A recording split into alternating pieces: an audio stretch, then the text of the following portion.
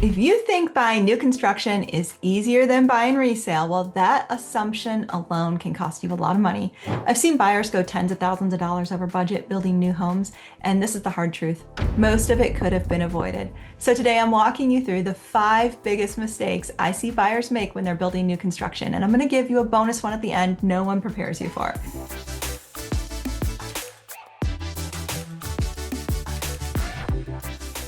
Hey, if this is your first time on the channel and you want to know everything about moving to Kentucky or even Tennessee, my name's Melissa, and my team and I, we get calls and emails every single day from people just like you looking to make their smooth move to Kentucky, and we absolutely love it.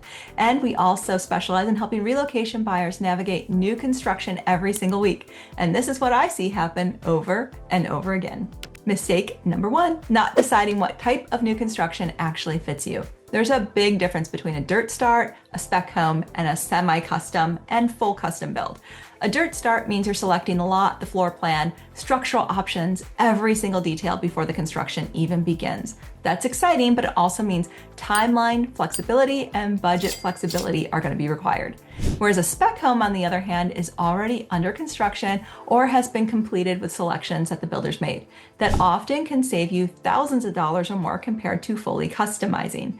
And if you're looking to stay on budget and you choose a full dirt start custom build because you fell in love with the model home, well, you might find yourself tens of thousands over where you plan to be once all of your selections have been made. So if you need a predictable move-in date because you're relocating, a spec home might be the safer option for you. The mistake is not choosing one over the other. It's not choosing intentionally, and we help clients walk through that decision process all the time. Mistake number 2, as I jokingly call it, how to not get catfished by a home. So you see the base price advertised online, and then you pick up the phone and you call and you realize that price doesn't actually exist. Well, builders advertise a base price, but buyers live in their final price, and there's a huge disconnect. Once you start selecting the structural upgrades, elevations, cabinets, countertops, electrical packages, flooring, plumbing fixtures, that base price moves. And then when you add in lot premiums and finish upgrades, before you know it, you can be $30,000 over where you thought you were going to end up. New construction budgets are very fluid. They're not static. And if you walk into the design center without a strategy, it's really easy to emotionally upgrade your way to a higher payment than you planned. Mistake number 3, blindly accepting builder incentives. Right now, builders are offering rate buydowns, closing costs, and incentives you can use if you use their preferred lender or title company. Sometimes those incentives are fantastic. Sometimes you're paying for that incentive in the long-term structure of the loan. The mistake's not using the builder's lender. The mistake is not comparing the total cost. You need to evaluate the interest rate, the loan terms, the long-term impact, not just the flashy upfront credit. Sometimes those incentives truly do make you save money. And the builder does that not because they're trying to make money off the loan, but because they're trying to offset their risk. You see, they prefer having one point of contact to check in with versus 100 or more different lenders that they need to check in from week to week. And sometimes working with another lender can actually match or beat some of those numbers if it makes sense. We help with gathering the intel so you can make a complete decision and not just feel pushed into something that doesn't make sense for you. Mistake number 4, skipping inspections. Builders often say, well, it's new, it's already been inspected. We had the county out here. Well, yes, it has had the building inspector come out, but that's not the same as having your own private home inspection. And pre-drywall inspections are critical. This is when the plumbing, electrical, HVAC, and all the mechanical systems are still visible.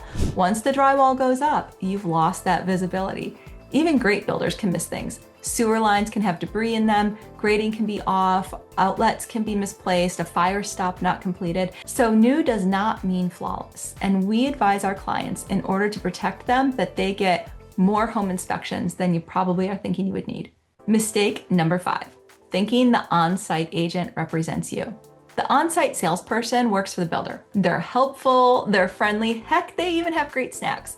But legally and contractually speaking, they represent the builder's best interest. They have a fiduciary, an agency to the builder, and they know they're the ones that are signing their checks. The contract you sign is actually written by the builder's attorney, not a state consumer protection board attorney. That differs wildly from resale homes. And earnest money policies can differ in there. Escalation clauses can exist, and upgrade deposits are often non-refundable. This is not the same process as buying resale.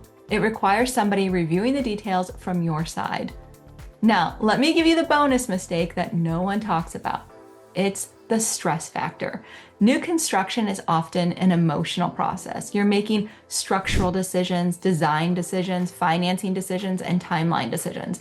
And at some point, something's gonna go wrong. That's the Murphy's Law of real estate. Let me give you an example. You pick out beautiful gold fixtures. You're envisioning a luxury feel. You walk into your Dirt Start custom build and they've installed satin nickel. It almost always happens when you're on your last bit of patience, it's wearing thin, and before you panic, I want you to take a deep breath and remember this moment. This is where you're gonna remember I told you something would end up going differently than the plan. This home is really one of the last truly built, handcrafted things that we can buy. It's not mass produced, it's hand assembled from thousands of parts by hundreds of different subs. Stopping a plumber mid-install might feel satisfying in the moment, but now that you've paused the work, delayed trades, reschedule installs, and potentially push your timeline back days or even a week. And sometimes a smart move is letting that install finish, then cleanly swapping the fixtures out afterwards. Not every mistake requires a complete escalation. Some just require strategy. So when you work with us, we talk up front about what you can control versus what you can't, what's worth pushing back on versus what's cosmetic, what truly affects value, and what affects your timeline. Because something will inevitably happen, but the key is knowing how to respond when it does. New construction can be an incredible opportunity. The world's your oyster and you can build it however you want.